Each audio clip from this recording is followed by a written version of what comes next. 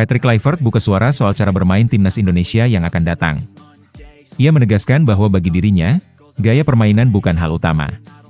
Yang paling penting adalah timnya bisa meraih kemenangan di setiap pertandingan. Bahkan, Kluivert berani bilang tak masalah jika sepak bola yang dimainkan terlihat kurang bagus. Kluivert tekankan kemenangan harus jadi DNA semua pemain, baik yang di lapangan maupun cadangan. Pelatih asal Belanda ini mendorong mindset pemenang agar tertanam kuat di skuad Garuda. Menurutnya, seluruh pemain harus punya pola pikir yang benar demi mencapai hasil maksimal. Ia ingin para pemain fokus pada kemenangan, bukan sekadar bermain cantik. Kluivert mengaku kemenangan tetap jadi prioritas utama meski ada keinginan untuk main dengan sepak bola fantastis. Namun jika harus menang dengan gaya permainan yang kurang menarik, itu tetap diterima. Menghadapi laga penting melawan Cina, Kluivert realistis menetapkan target 3 poin sebagai harga mati. Kemenangan lawan Cina sangat menentukan peluang Indonesia untuk lolos ke putaran selanjutnya kualifikasi Piala Dunia 2026. Ia pun optimis timnya mampu meraih poin penuh. Selain itu, Kluivert berharap bisa mengumpulkan 6 poin dari 2 laga penting berikutnya untuk semakin memperkuat posisi. Meski Jepang sudah dipastikan lolos dan kemungkinan menurunkan tim lapis kedua, Kluivert tidak menganggap enteng. Ia berencana tetap menurunkan skuad terbaik untuk menghadapi Samurai Biru. Kluivert mengaku belum mengetahui strategi Jepang, tapi yakin anak asuhnya siap memberikan perlawanan sengit. Sikap percaya diri dan semangat juang tinggi jadi modal utama menghadapi 2 pertandingan berat ini.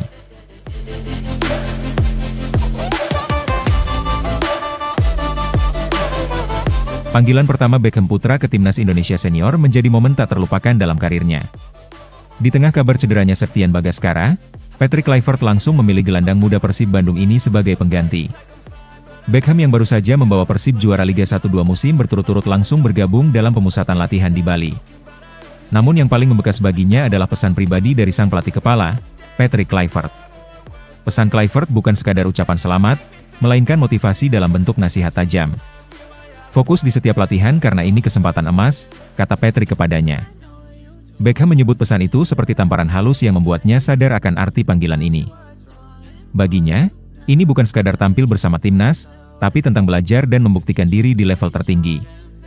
Peluang ini harus ia maksimalkan, karena belum tentu akan datang 2 kali.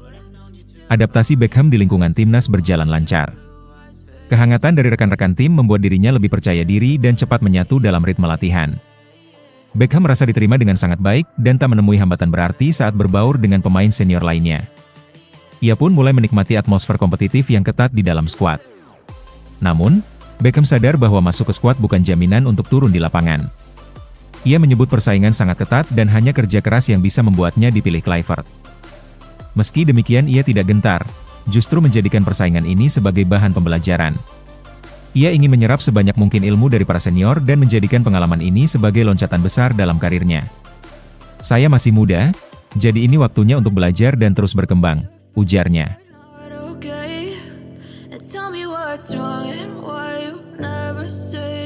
Patrick Kluivert memberikan peringatan keras kepada skuad Garuda jelang laga penting melawan Cina.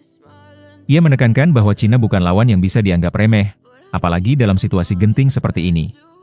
Timnas Indonesia kini berada di peringkat keempat grup C dengan 9 poin, posisi yang belum aman untuk lolos ke fase berikutnya. Kemenangan atas Cina menjadi harga mati jika Indonesia ingin menjaga asa menuju pentas dunia. Meski banyak yang meremehkan kekuatan Cina, Kluivert justru melihat mereka sebagai tim yang punya potensi besar untuk merepotkan. Dalam konferensi pers, ia mengatakan dengan tegas bahwa skuadnya harus tetap fokus dan tidak lengah. Ia juga menyatakan bahwa dirinya akan mengutamakan taktik menyerang sebagai senjata utama dalam laga ini. Baginya, strategi ofensif yang efektif adalah kunci untuk mencuri poin penuh.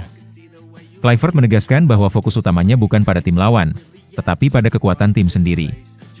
Ia ingin melihat bagaimana anak-anak asuhnya bisa tampil menyerang dan menunjukkan kualitas permainan terbaik mereka. Menurutnya, kekompakan dan kontrol permainan harus segera dikembalikan, terutama setelah para pemain baru saja menyelesaikan musim kompetisi yang melelahkan di klub masing-masing. Pemusatan latihan kali ini menjadi momen penting bagi Kluivert untuk menilai kondisi fisik dan mental pemain setelah lama tidak berkumpul. Ia mengaku ingin memastikan semua pemain dalam kondisi prima sebelum laga penentu itu digelar. Kontrol bola, ritme permainan, dan penyatuan visi antar pemain menjadi perhatian utamanya selama masa persiapan ini. Ia tampak serius dan tidak ingin satu kesalahan pun merusak peluang Indonesia di ajang internasional terbesar ini. But I've known you too long, it hurts to watch your blue eyes fade to gray. Pelatih timnas Cina Branko Ivankovic menyatakan timnya akan tampil menyerang habis-habisan saat menghadapi timnas Indonesia. Pertandingan ini bukan sekadar laga biasa, tapi jadi penentu hidup mati perjalanan Cina menuju Piala Dunia. Cina wajib menang dalam laga tandang ini, karena bila gagal, mereka dipastikan tersingkir dari kualifikasi. Situasi ini membuat tensi pertandingan melonjak drastis, terutama mengingat kekuatan Indonesia yang sedang dalam tren meningkat bersama pelatih Patrick Kluivert. Ivankovic tahu bahwa hanya kemenangan yang bisa menjaga asa timnya untuk lolos. Itulah sebabnya ia menginstruksikan para pemain untuk bermain ofensif sejak menit pertama. Gaya bermain menyerang akan menjadi senjata utama mereka dalam membongkar pertahanan ketat Indonesia yang dikenal solid dengan Jai Idzes di lini belakang. Tak tanggung-tanggung, Ivankovic memanggil 8 pemain dengan karakter menyerang berbeda untuk memperkuat lini depan. Branko Ivankovic menegaskan bahwa tekanan besar di laga ini harus diubah menjadi energi positif.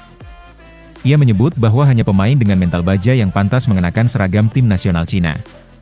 Dalam pandangannya, dipanggil ke timnas bukan sekadar kehormatan, tapi juga bukti kesiapan menghadapi tekanan ekstrim. Ia meminta anak asuhnya mengabaikan beban mental dan fokus pada strategi yang telah disusun oleh tim pelatih. Kombinasi antara keberanian menyerang dan eksekusi taktik yang disiplin menjadi kunci bagi Cina untuk mencuri poin penuh di kandang lawan. Meskipun laga ini akan berlangsung di kandang Garuda dengan tekanan dari puluhan ribu supporter, Ivankovic tetap teguh pada rencana bermain ofensif. Ia percaya bahwa hanya pendekatan agresif yang bisa membuka peluang kemenangan bagi timnya.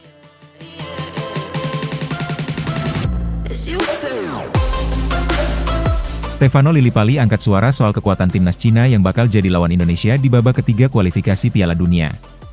Ia menyoroti keberadaan 3 pemain naturalisasi yang dibawa Cina untuk laga di Stadion GBK nanti. Nama-nama seperti Yang Mingyang, Jiang Guangtai, dan Serginho jadi senjata baru Cina yang harus diwaspadai. Khususnya Yang Mingyang, yang baru saja resmi menjadi pemain naturalisasi untuk timnas Cina. Meski begitu, Lillipali tetap santai menanggapi kehadiran banyak pemain naturalisasi dari tim lawan. Ia justru menegaskan bahwa timnas Indonesia juga punya sejumlah pemain naturalisasi yang ikut memperkuat skuad Garuda dalam beberapa tahun terakhir. Kehadiran talenta diaspora dari Eropa dinilai Lillipali sangat membantu meningkatkan kualitas tim secara signifikan. Para pemain ini menjadi mentor berharga bagi pemain lokal dan turut mengangkat prestasi Indonesia dalam sepak bola internasional. Stefano mengungkapkan rasa optimisnya bahwa kombinasi pemain naturalisasi dan pemain lokal yang berpengalaman di Liga Indonesia akan jadi kekuatan besar untuk menghadapi Cina. Menurutnya, meskipun ada banyak pemain muda di skuad, pengalaman para naturalisasi yang pernah bermain di Eropa menjadi nilai tambah yang sangat penting. Lillipali sendiri sudah lama berkiprah di sepak bola Indonesia dan juga pernah merasakan atmosfer kompetisi di Eropa. Membuatnya percaya bahwa skuad sekarang punya kualitas untuk menang. Pemain berusia 35 tahun itu yakin kemenangan di GBK sangat krusial dan tidak boleh disia-siakan. Lillipali menegaskan bahwa bermain di kandang sendiri harus dimanfaatkan untuk meraih 3 poin penuh melawan Cina. Ia berjanji akan memberikan performa maksimal demi membawa timnas Indonesia lebih dekat ke Piala Dunia. Semangat juang dan persatuan skuad menjadi kunci utama bagi Lillipali dalam menghadapi laga penuh tekanan ini.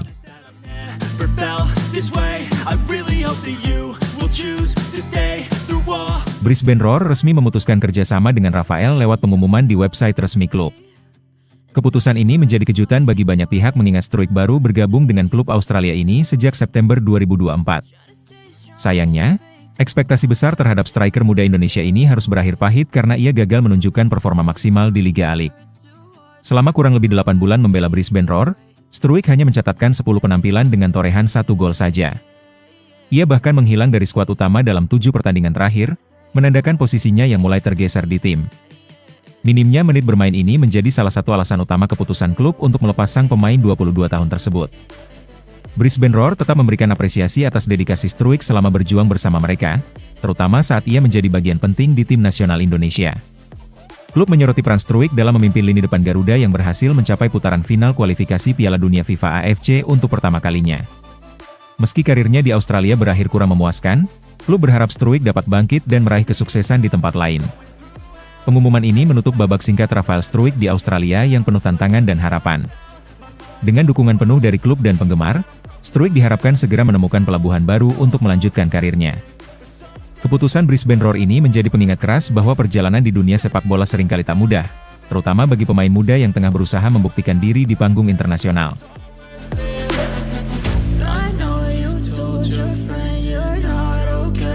Erick Thohir mengungkap masalah utama sepak bola Indonesia terletak pada sistem scouting yang masih belum optimal.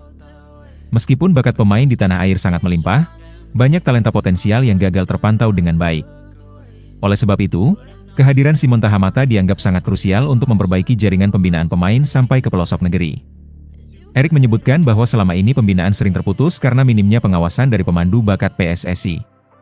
Menurut Erik, salah satu solusi yang sedang dijalankan adalah melibatkan dana APBD untuk mendukung pembinaan di level amatir seperti Liga 3 dan Liga 4. Hal ini menjadi terobosan baru setelah pemerintah mengubah aturan Permendagri tahun 2011 agar daerah bisa memberikan kontribusi dana. Namun, dana daerah ini tidak boleh digunakan untuk klub profesional di Liga 1 dan Liga 2. Pendekatan ini diharapkan bisa memastikan pembinaan pemain terus berjalan tanpa hambatan. Simon Tahamata, legenda Ajax Amsterdam, tidak hanya akan bekerja di dalam negeri saja, tetapi juga membangun jaringan pencarian bakat hingga ke luar negeri. Erik menjelaskan bahwa Simon akan memimpin tim scouting untuk menemukan talenta diaspora yang berpotensi membela timnas Indonesia di masa depan. Ini jadi langkah strategis agar Indonesia bisa memanfaatkan pemain keturunan yang selama ini belum tergarap secara maksimal. Erik menegaskan bahwa peran Simon bukan untuk klub, melainkan khusus untuk kepentingan timnas Indonesia.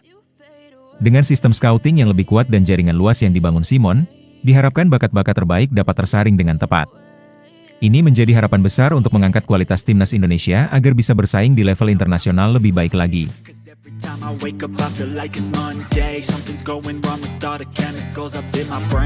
Nova Arianto mengungkapkan bahwa tantangan di grup H Piala Dunia sangatlah berat dan penuh persaingan ketat. Menurutnya, lawan-lawan yang akan mereka hadapi bukan lawan sembarangan, sehingga persiapan yang matang mutlak diperlukan agar tim Garuda Asia bisa tampil maksimal. Nova menegaskan bahwa meskipun Indonesia berstatus kuda hitam, segala kemungkinan bisa terjadi dalam pertandingan sepak bola selama 90 menit. Hal ini menunjukkan betapa pentingnya mental kuat bagi para pemain agar mampu bertahan dan bersaing di level dunia. Nova Arianto berharap setiap pemain mampu menjaga fokus dan mental selama turnamen berlangsung, karena menurutnya, pertandingan tidak selalu bisa diprediksi dari awal. Ia juga menjelaskan bahwa target utama mereka adalah setidaknya masuk sebagai salah satu peringkat ketiga terbaik di fase grup untuk menjaga peluang lolos ke babak berikutnya. Misi ini bukan hanya untuk sekadar tampil, tapi untuk melangkah lebih jauh dan menunjukkan kualitas timnas U17 Indonesia di kancah internasional. Semua usaha dan strategi akan dikerahkan demi memenuhi target tersebut. Lebih jauh, Nova menyatakan bahwa dukungan supporter akan menjadi energi besar bagi para pemain selama berjuang di Qatar. Ia mengingatkan betapa pentingnya suara dan semangat para penggemar sepak bola Indonesia yang selama ini selalu hadir memberi motivasi. Persiapan tim juga dijamin berjalan maksimal dengan memanfaatkan waktu sebaik mungkin untuk menghadapi ujian sesungguhnya setelah kejutan yang dibuat di Piala Asia sebelumnya. Ini adalah kesempatan emas yang tidak boleh disia-siakan bagi Garuda Asia. Nova mengakhiri dengan permohonan doa dari seluruh pencinta sepak bola tanah air agar persiapan tim bisa berjalan lancar dan hasil terbaik dapat diraih. Dia bertekad memberikan performa terbaik di Piala Dunia U17 dan menjaga nama baik Indonesia di mata dunia.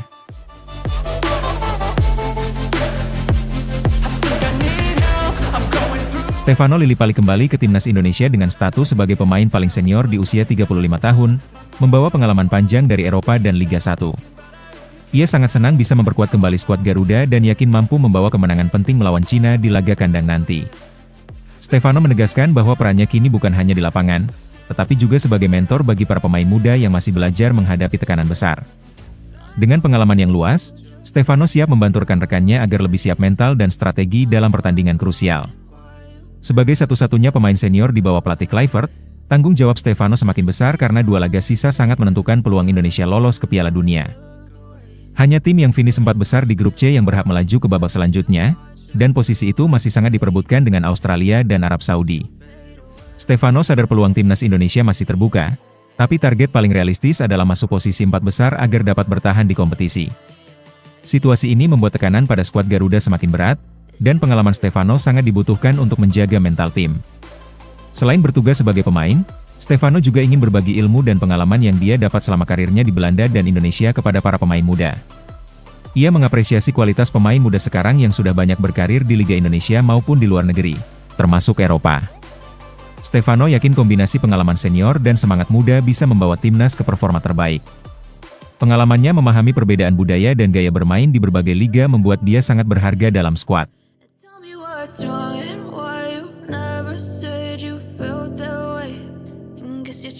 Kabar buruk menimpa timnas Indonesia setelah andalan Sandy Walsh dipastikan cedera dan berpotensi absen selama 6 hingga 8 minggu. Pelatih Patrick Kluivert tak menutupi kekhawatirannya karena absennya Sandi memaksa tim pelatih harus cepat mencari pengganti.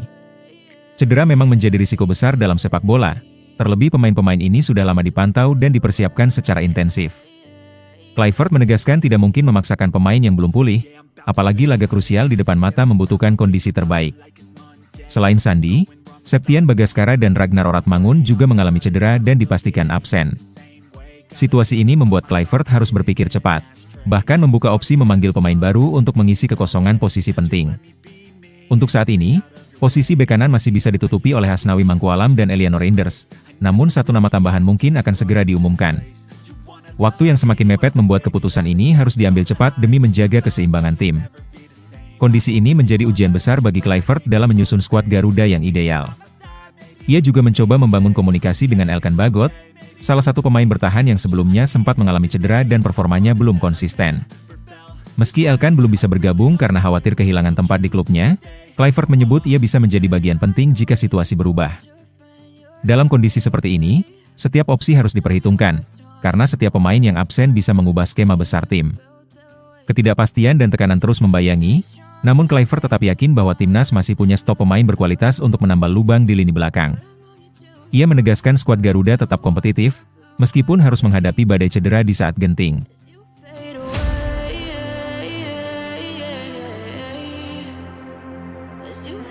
Mes Hilger akhirnya bicara terus terang soal masa depan timnas Indonesia jika ingin bersaing di level internasional.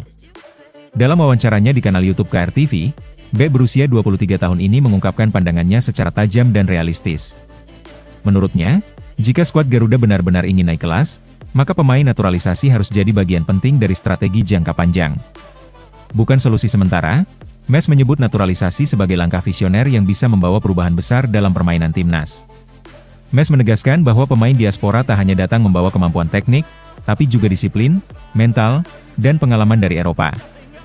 Hal-hal itulah yang menurutnya bisa mengangkat standar pemain lokal agar lebih kompetitif. Ia percaya bahwa kultur latihan di Eropa yang terstruktur dan keras bisa memberi pengaruh positif besar pada sepak bola Indonesia. Kita bisa naik level kalau kita berbagi cara main dan pola pikir dari sana, ungkap Mes. Dalam beberapa tahun terakhir, timnas Indonesia memang dipenuhi banyak nama besar hasil naturalisasi. Meski sempat memicu pro dan kontra, Hilger memahami bahwa perubahan besar memang selalu menimbulkan reaksi. Namun ia yakin jika kolaborasi antara pemain lokal dan keturunan dikelola dengan baik, maka kekuatan timnas bisa meningkat secara signifikan. Mes juga menepis anggapan bahwa pemain naturalisasi tidak memiliki rasa nasionalisme. Ia menegaskan bahwa dirinya bermain untuk Indonesia bukan karena formalitas, tetapi karena tekad dan rasa hormat. Ia yakin dengan kemampuannya dan ingin memberikan sesuatu yang berarti bagi Merah Putih.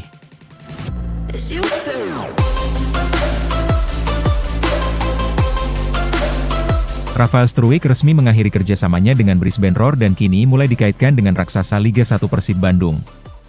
Kabar ini langsung menggemparkan jagat sepak bola nasional, apalagi Persib sedang dalam masa transisi usai menjuarai Liga 1 2 musim berturut-turut. Kehilangan pemain kunci seperti Ciro Alves tentu membuat Maung Bandung harus bergerak cepat. Sosok Struijk dinilai cocok mengisi lubang besar di lini serang yang ditinggalkan Ciro. Ciro Alves selama 3 musim telah mencetak 35 gol dan 33 assist dalam 107 laga. Namun dengan posisi bermain yang mirip, Struijk menjadi kandidat kuat sebagai pengganti. Apalagi usianya yang masih 22 tahun menjanjikan masa depan cerah dan potensi besar. Persib juga akan bermain di ajang Asia musim depan, yang bisa menjadi panggung baru bagi Struijk untuk kembali bersinar setelah masa redup di Australia. Kehadiran Mark Klok di Persib bisa jadi faktor penting yang memudahkan adaptasi Struijk. Mereka pernah bahu-membahu di timnas Indonesia dan sudah saling mengenal gaya bermain satu sama lain. Namun, perjalanan Persib untuk merekrut Struijk diprediksi tidak akan mudah. Klub-klub besar lain juga sedang membangun kekuatan, termasuk Bali United dengan gerbong Belandanya dan Persija Jakarta yang tengah memulai era baru bersama Mauricio Souza. Tak ketinggalan, Bayangkara FC turut meramaikan perburuan. Sumarji bahkan sudah menyatakan keinginannya mendatangkan pemain naturalisasi untuk musim depan. Dengan usia yang masih muda, statusnya sebagai pemain timnas, dan pengalaman internasional, Rafael Struijk jelas menjadi komoditas panas di bursa transfer kali ini.